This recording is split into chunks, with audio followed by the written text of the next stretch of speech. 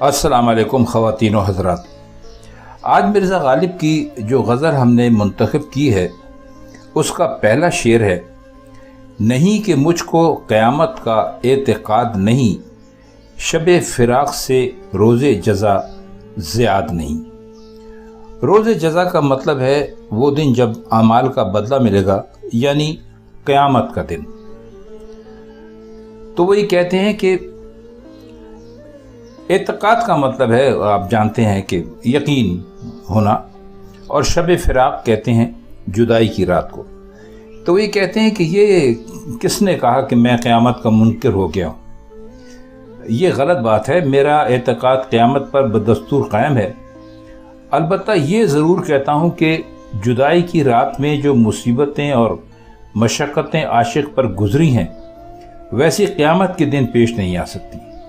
इसलिए क़यामत का दिन हिजर की रात से बढ़ा हुआ नहीं है। कितना मामूली और आम मजमून है, लेकिन महज बयान की खूबी से उसे मिर्ज़ा ने कहीं से कहीं पहुंचा दिया। दूसरा शेर है, कोई कहे कि शबे माह में क्या बुराई है, बला से आज अगर दिन को अब्रो बाद नहीं। शबे माह कहते हैं चांदनी रात को, और बला से का मतलब यह है कि हो ना हो, आज अगर दिन को अब्रो बाद नहीं। अब्र कहते हैं बादल को और बाद कहते हैं हवा को। उनका मतलब यह है कि अब्रो बाद यानी सुहाना मौसम, मज़े का मौसम नहीं है। तो क्या हुआ?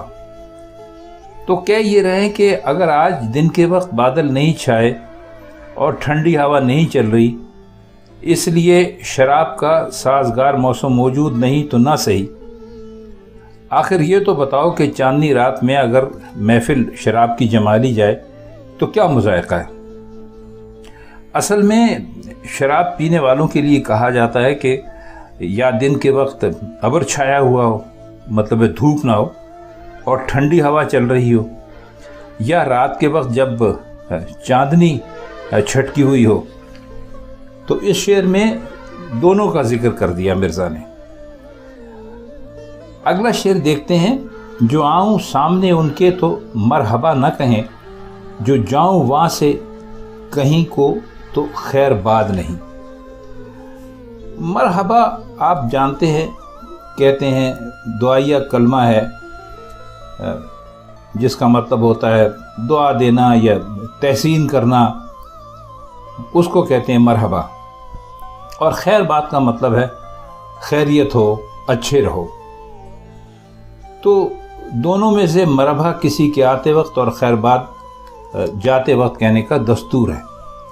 तो वे कहते हैं कि अपनी महबूब की असल में वो जो लापरवाही है और वो जो उनके साथ बुरी तरह पेश आते हैं, उसका नक्शा पेश करते हुए कहते हैं कि मैं उसके सामने जाता हूँ तो कभी उसकी ज़बान पर मरहबा का लफ्ज़ नहीं आता, और उसके पास से किसी तरफ जाता हूँ तो उसने कभी खैर बात नहीं कहा। तो इससे बढ़कर और क्या बेनियाजी और बेपरवाही होगी।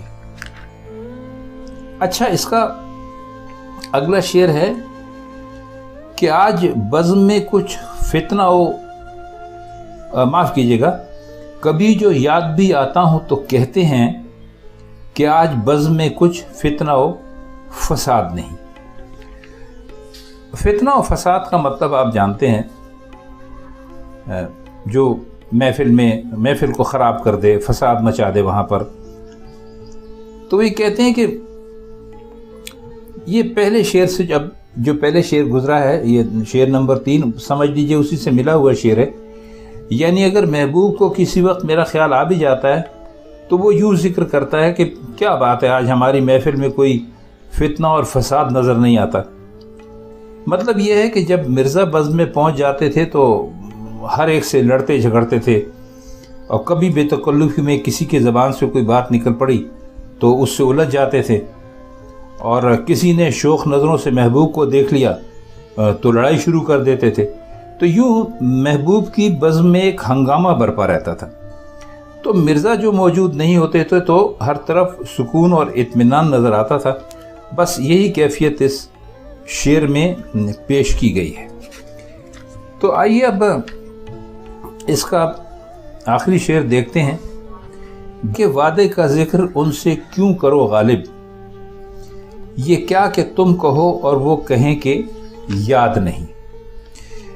اس شعر میں بھی مسلسل یوں سمجھ لیجئے کہ ایک شکایت اور ایک شکوہ ہی چلا جا رہا ہے مسلسل۔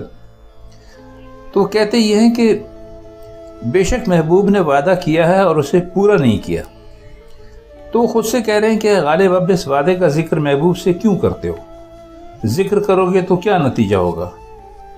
وہ کہہ دیں گے کہ ہمیں یاد نہیں رہا، پھر اس سے کیا فائدہ ہوگا؟ بہتر یہ ہے کہ اس ذکر سے ہی دستبردار ہو جاؤ۔